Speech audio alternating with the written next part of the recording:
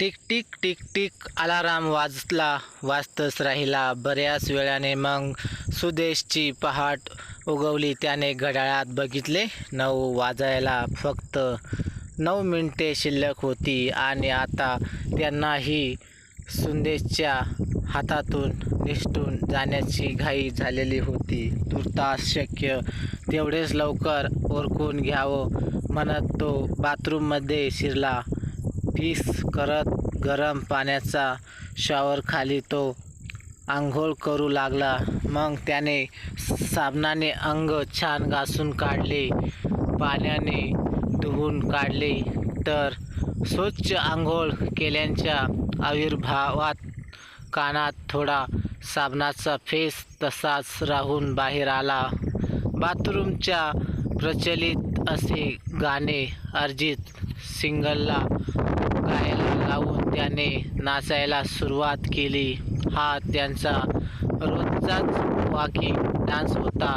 म्हणजे आंघोळ झाल्यानंतरची सगळी कामे, ज्यामुळे माणूस स्वतःचा व्यवस्थित आणि पापटीपणे वावरतो, ती करायला सुरुवात केली आणि त्यावर तो जिगायलाही लागला.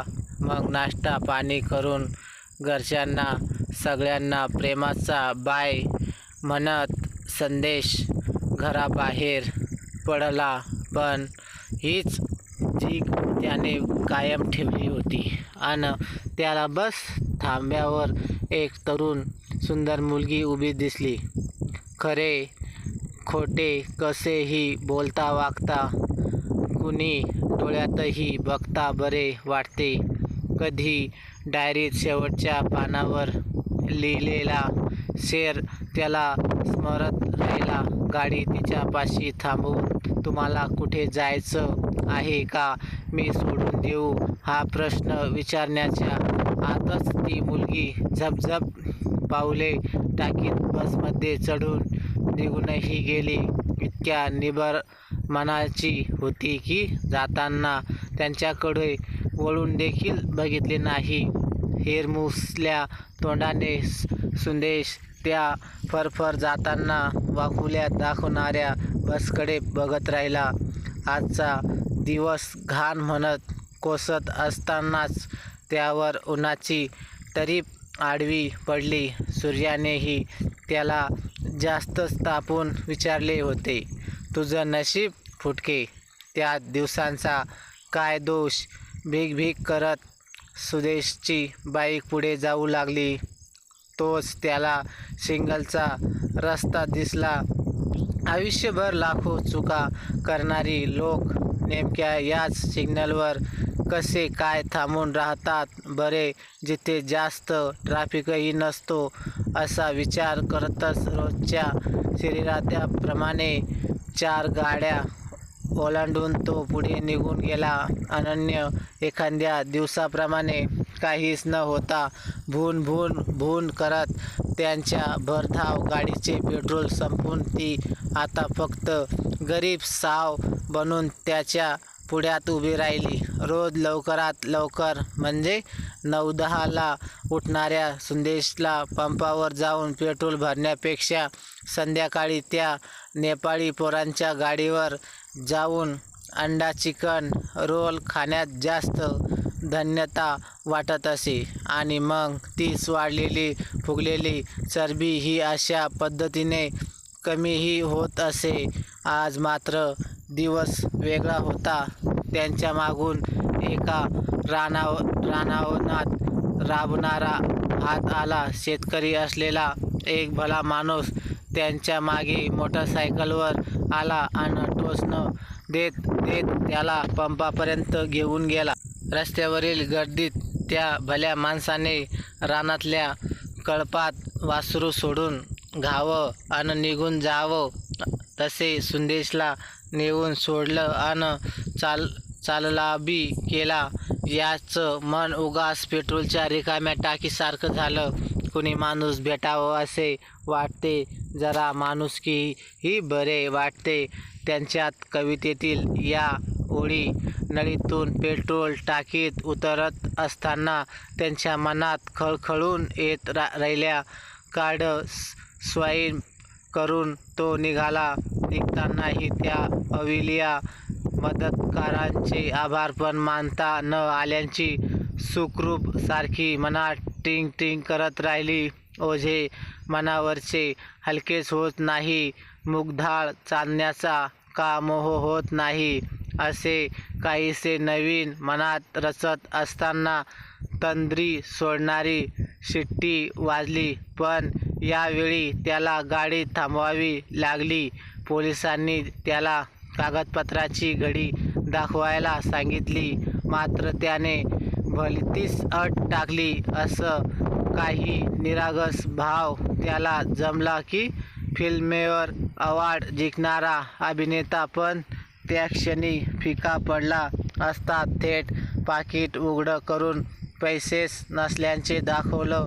भोळा भावडा कोणीतरी तरुणच पोलिसाने त्याला अडवले होते तर सोडूनही दिले. विचारांच्या धुमचक्रीत गुरफटून जात त्याने ऑफिस गाठले. ऑफिसमध्येही विचार त्यांचा पाठलाग सोडत नव्हते. शाळेतील जुन्या मित्रांच्या आठवणीत तो असतानाच लंच ब्रेकमध्ये त्यांच्या कलिंगला भेटायला आलेल्या एक सावळ्या मुलीला धडकला. गोबरे गाल, लाल चुटूक ओठ, कोरी भुवया, मस्तच शू असणारी.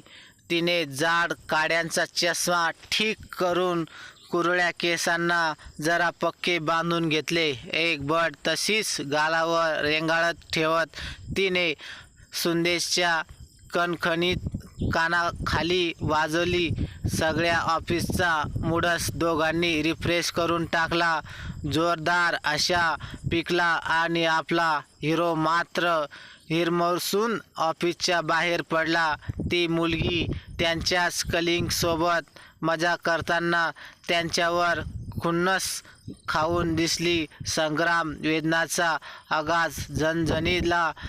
पाठीचा सुखाचा का स्पर्श होत नाही. डायरीच्या, विशेष करून ऑफिसच्या डायरीच्या मागच्या पानावर कवितेच्या ओळीचा चिरखडा उतरवायला त्याला नेहमीच आवडत असे. ऑफिसमधून संध्याकाळ व्हायच्या आधीच तो बाहेर पडला. उदास, खिन्न. त्याला सगळा परिसर फार विचित्र नजरेने आपल्याकडे बघतोय असे वाटू लागले. एके ठिकाणी जत्र होती तिथे तो शिरला आणि एका मागोमाग एका योगायोग घडायला सुरुवात झाली.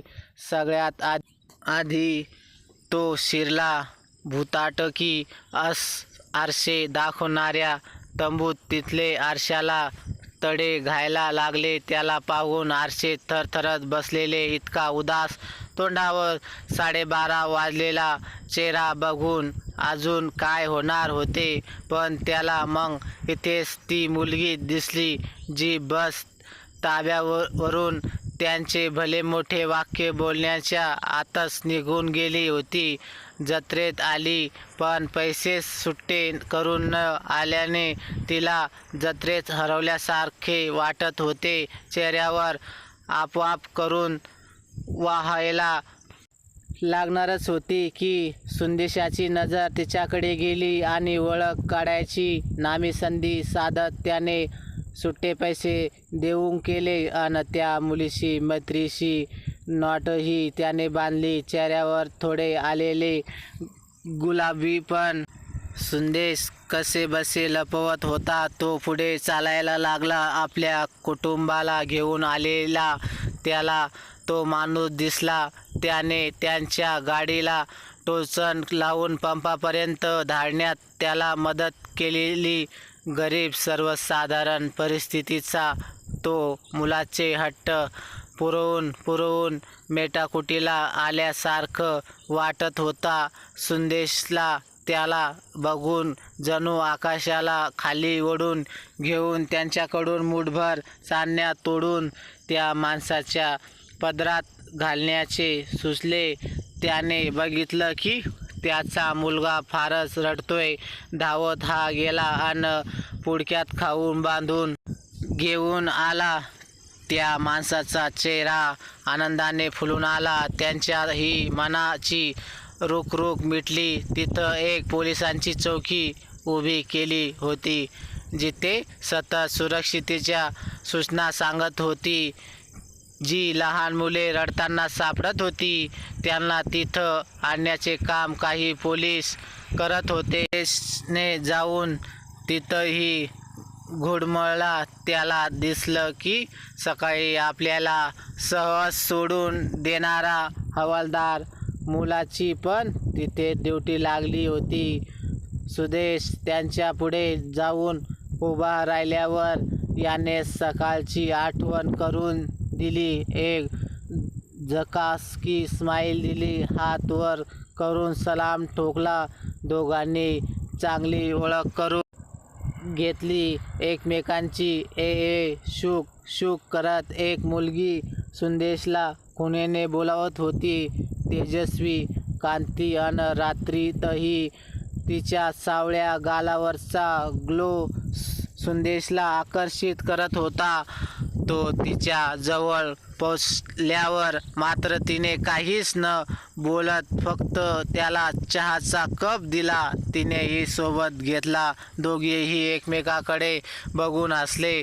सुदेशवर ऑफिसमध्ये उगाच डोकं सडकवून वागलो हे तिला जाणवलं असणार. Tick tick tick tick alarm वाजतच राहिला. बऱ्याच वेळाने मग सुदेशची पहाट उगवली. त्याने घड्याळात बघितले. 9 वाजायला फक्त 9 मिनिटे शिल्लक होती आणि आता त्यांनाही सुदेशच्या हातून निसटून जाण्याची घाई झालेली होती. सुदेश उठला खरा, पण पुन्हा मन शांततेच्या गर्भारातून केशरी लाल रंग उथळत एक विचार उगाच ऊन आलास की आजचा दिवसही कालसारखाच असेल का? निराशच्या गर्तेत हिरमोडच्या वळणावाटा घेत नव्या लोकांच्या ओळखी करत नवे मित्राचे बंध बांधणारा असा की असेल आयुष्यातील अनुभवाचा आणखीन एक टापचर. तर मैत्रिणींनो आणि मित्रांनो, तुम्हाला कथा कशी वाटली कमेंट बॉक्समध्ये नक्की कळवा. आणि व्हिडिओ आवडला असेल तर व्हिडिओला लाईक आणि शेअर करा. आणि अशाच नवनवीन कथा दररोज न चुकता ऐकण्याकरिता आमच्या चॅनलला सबस्क्राईब नक्कीच करा. धन्यवाद.